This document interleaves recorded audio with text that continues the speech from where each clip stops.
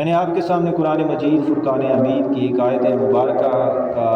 کچھ حصہ تلاوت کرنے کا شرف حاصل کیا ہے، جس میں اللہ رب العزت نے ارشاد فرمایا فاذکرونی اذکرکم، تم میرا ذکر کرو میں تمہارا ذکر کروں گا۔ تم میرا ذکر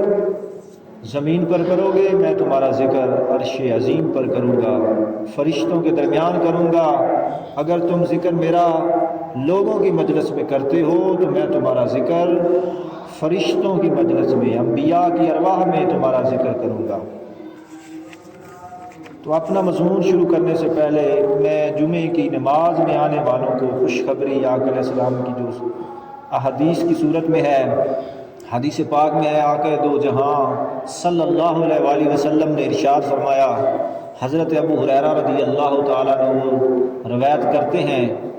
کہ آقا علیہ السلام نے فرمایا کہ جمعہ کے دن فرشتے آ جاتے ہیں اور مسجد کے دروازے پر کھڑے ہو جاتے ہیں، مسجد کے دروازے پر رجسٹر لے کر کھڑے ہو جاتے ہیں،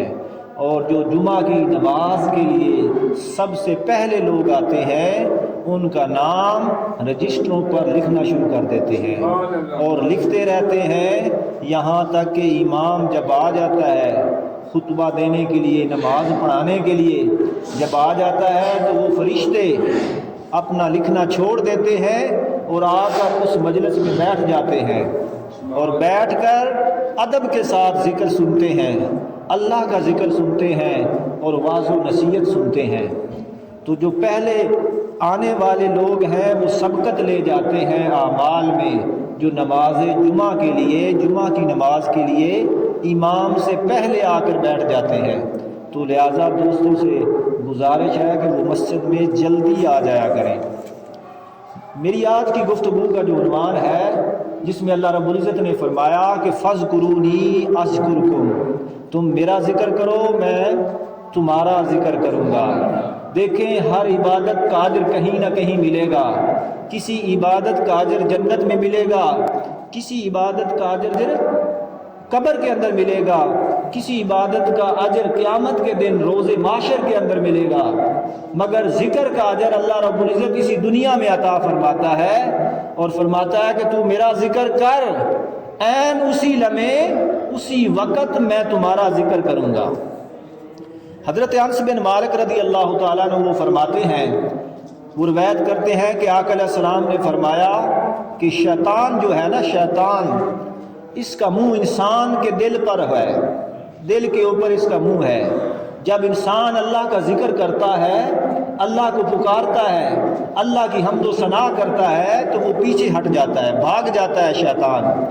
اور جب بندہ اللہ کے ذکر سے غافل ہو جاتا ہے، اللہ کے ذکر سے منہ موڑ لیتا ہے، منہ پھیر لیتا ہے، تو شیطان اس کو وسوسے میں ڈال دیتا ہے، اس کے دل پر حملہ کر دیتا ہے اور اس کے دل میں وسوسے ڈال دیتا ہے۔ اسی طرح کی حدیث ایک اور ہے جس کو حضرت عبداللہ ابن عباس رضی اللہ تعالیٰ عنہ روایت فرماتے ہیں کہ آقا علیہ السلام نے فرمایا کہ شیطان جو ہے کہ وہ مسلمان انسان کے دل کے اوپر سوار ہوتا ہے، سوار رہتا ہے۔ جب بندہ اللہ کا ذکر کرتا ہے، اللہ کے ذکر کی طرف آتا ہے تو شیطان بھاگ جاتا ہے، بھاگ جاتا ہے، اور جب انسان غافل ہو جاتا ہے، اللہ کے ذکر سے دور ہو جاتا ہے، اللہ کے ذکر سے منہ پھیر لیتا ہے تو شیطان اسے اپنے وسوسوں میں داخل کر لیتا ہے، اس کے دل میں وسوسے ڈال دیتا ہے۔ حدیث پاک میں ہے، ذکر و اذکار کی فضیلت کے حوالے سے حدیث پاک میں ہے جس کو حضرت ابو درداء رضی اللہ تعالیٰ عنہ روایت فرماتے ہیں، آقا علیہ السلام کے ساتھ ہم سفر پر تھے، سفر میں آقا علیہ السلام کے ساتھ تھے تو اچانک آقا علیہ السلام نے فرمایا، ایسے اچانک بات ہو گئی اور آقا علیہ السلام نے فرمایا مفردون سبقت لے گئے، مفردون سبقت لے گئے۔ تو صحابہ کرام نے عرض کیا یا رسول اللہ، آقا مفردون کون ہیں جن کے بارے میں آپ فرما رہے ہیں کہ وہ مفردون سبقت لے گئے؟ تو آقا علیہ السلام نے فرمایا کہ جنہیں ذکر الہی نے فریفتہ بنا دیا ہے، جنہیں ذکر الہی نے مجنوں بنا دیا ہے، جنہیں ذکر الہی نے دیوانہ بنا دیا ہے، اور جب وہ مولا کی بارگاہ میں جائیں گے ذکر کرنے والے، ان کے اعمال، یہ جو ذکر کرتے ہیں ان کا یہ ذکر ان کو ہلکا پھلکا کر دے گا، ان کے سارے گناہوں کو مٹا دے گا، یہاں تک کہ وہ اللہ کی بارگاہ میں ہلکے پھلکے ہو کے جائیں گے۔ ذکر کرنے والے اللہ کی بارگاہ میں جب حاضر ہوں گے تو ہلکے پھلکے ہوں گے، یعنی ذکر ساری سیاہیاں دور کر دیتا ہے، سارے گناہ دھو دیتا ہے۔ تو یہ ساری ذکر کی فضیلتیں ہیں۔ حدیث پاک میں ہے، حضرت ابو ہریرہ رضی اللہ تعالیٰ عنہ روایت کرتے ہیں کہ آقا علیہ السلام نے فرمایا کہ اللہ رب العزت فرماتا ہے، اللہ فرماتا ہے اگر کسی شخص نے میرے ولی کے ساتھ دشمنی رکھی، اگر کسی شخص نے میرے ولی کے ساتھ عداوت رکھی، دشمنی رکھی، تو اللہ فرماتا ہے کہ میرا اس کے ساتھ اعلان جنگ ہے، میں اس کے ساتھ اعلان جنگ فرما دیتا ہوں۔ اب آپ اندازہ لگا سکتے ہیں کہ جس کے ساتھ اللہ جنگ پر اتر آئے، اللہ جنگ کا ارادہ کر لے، اس کا حال پھر کیا ہوگا۔ اب یہ اس نے تاخیر کر دی ہے، وہ جنگ کب کرتا ہے؟ قیامت کے دن اس کے ساتھ جنگ کرے گا یا حشر میں کرے گا، یا اس کو وہ کب کرتا ہے، کب بمباری کرے گا اللہ رب العزت اس شخص پر جو کسی ولی پر، اللہ کے ولی پر طعن و تشنیع کرتا ہے اور اس کے ساتھ بغض رکھتا ہے، دشمنی رکھتا ہے۔ تو اللہ فرماتا ہے اب یہ میری مرضی ہے کہ میں کب اس کے ساتھ اعلان جنگ کروں اور کب اس کے ساتھ مقابلہ کروں، اور جس پر اللہ جنگ اتر آئے، کرنے پر اتر آئے، تو اس کا پھر کیا حال ہوگا۔ تو آقا علیہ السلام نے فرمایا کہ آگے اللہ رب العزت فرماتا ہے کہ کوئی شخص میرا قرب حاصل کرنے کے لیے کوئی شے ایسی نہیں ہے جو میرے قریب کر دے، سوائے جو فرضوں سے زیادہ مجھے محبوب ہے۔ فرضوں سے زیادہ جو مجھے چیز محبوب ہے وہی چیز میرا قرب عطا کر سکتی ہے، میرے قریب کر سکتی ہے۔ اور آقا علیہ السلام نے فرمایا کہ اللہ رب العزت فرماتا ہے کہ جب بندہ نفلی عبادت کے ذریعے، نفلی عبادات کے ذریعے میرا قرب چاہتا رہتا ہے، میرے قریب ہوتا رہتا ہے، تو میں کیا کرتا ہوں، اس سے محبت کرنے لگ جاتا ہوں۔ جب بندہ میرے قریب ہوتا چلا جاتا ہے نفلی عبادات کے ذریعے، ذکر و اذکار کے ذریعے،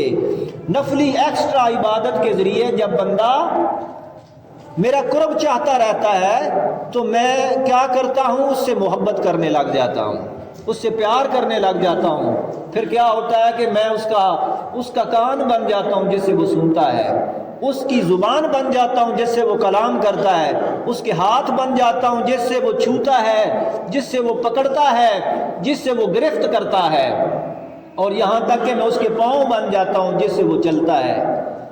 تو فرمایا کہ نفلی عبادات کے ذریعے جب بندہ میرا قرب چاہتا ہے تو میں اس کے قریب ہوتا چلا جاتا ہوں، نفلی عبادت کے ذریعے۔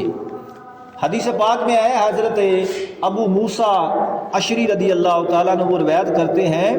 کہ آقا علیہ السلام نے فرمایا اللہ کا ذکر کرنے والا، اللہ رب العزت کا ذکر کرنے والا اور اللہ کا غافل جو ہے اور جو ذکر کرنے والا ہے، ان کے مابین فرق یہ ہے کہ ذکر کرنے والا وہ زندہ ہے، اور غافل اللہ کا جو غافل ہے، ذکر نہیں کرتا اللہ کا، فرمایا اس کی مثال مردے کی سی ہے۔ ایک شخص اللہ کا ذکر کرتا ہے اور ایک شخص اللہ کا ذکر نہیں کرتا، اللہ کے ذکر کی طرف نہیں آتا، اقیم الصلاۃ لذکری، نماز کے لیے نہیں آتا، تو فرمایا ایک انسان زندہ ہے اور ایک انسان مردہ ہے۔ فرمایا ان دونوں کی مثال ایسے ہے، ذاکر کی اور غافل کی۔ اسی طرح حدیث پاک میں آقا دو جہاں صلی اللہ علیہ وآلہ وسلم نے ارشاد فرمایا، حضور تاجدار کائنات نے اس کو حضرت انس بن مالک رضی اللہ تعالیٰ عنہ وہ روایت کرتے ہیں، وہ روایت فرماتے ہیں کہ اللہ رب العزت فرماتا ہے، اللہ رب العزت قیامت کے دن فرمائے گا، حضور تاجدار کائنات صلی اللہ علیہ وسلم نے فرمایا کہ اللہ رب العزت قیامت کے دن فرمائے گا، قیامت کے دن فرمائے گا کہ اس شخص کو دوزخ سے نکال لو، اس شخص کو دوزخ سے نکال لو جس نے ایک دن بھی میرا ذکر کیا ہوگا، دنیا میں رہتے ہوئے جس نے ایک دن بھی میرا ذکر کیا ہوگا اس کو بھی دوزخ سے نکال لو، اور جس نے زندگی کے کسی موڑ پر، زندگی کے کسی لمحے میں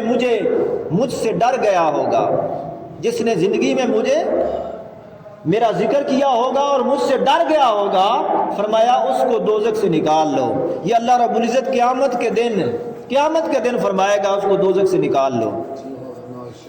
حدیث پاک میں ہے، حضرت ابو ہریرہ رضی اللہ تعالیٰ عنہ روایت فرماتے ہیں کہ آقا علیہ السلام نے فرمایا کہ ذکر کرنے والوں کے جو گھر ہوتے ہیں نا، ذاکرین کے گھر جو ذکر کرتے ہیں، ان کے گھر ایسے روشن ہوتے ہیں، ایسے نمایاں نظر آتے ہیں، جیسے آسمان والوں کے لیے ایسے روشن نظر آتے ہیں۔ آسمانی دنیا جب اوپر سے دیکھتی ہے تو ان کے گھر ایسے روشن اور خوبصورت نظر آتے ہیں، چمکتے ہوئے نظر آتے ہیں، جیسے زمین والوں کے لیے ستارے چمکتے ہوئے نظر آتے ہیں۔ جیسے آج ہم اندھیری رات ہو اور ستارے چمک رہے ہوں اور ہم پہچان سکتے ہیں کہ یہ فلاں ستارہ ہے، یہ فلاں ستارہ ہے، اسی طرح فرشتے اور اوپر والی مخلوق، آسمانی مخلوق دیکھتی ہے کہ یہ فلاں ذاکر کا گھر ہے، چمکتا ہوا نظر آ رہا ہے، یہ فلاں ذاکر کا گھر ہے، یہ فلاں ذاکر کا گھر ہے، اس کا گھر چمکتا ہوا نظر آ رہا ہے۔ تو ذاکرین کے جو گھر ہوتے ہیں، ذکر کرنے والوں کے گھر، وہ چمکتے ہیں۔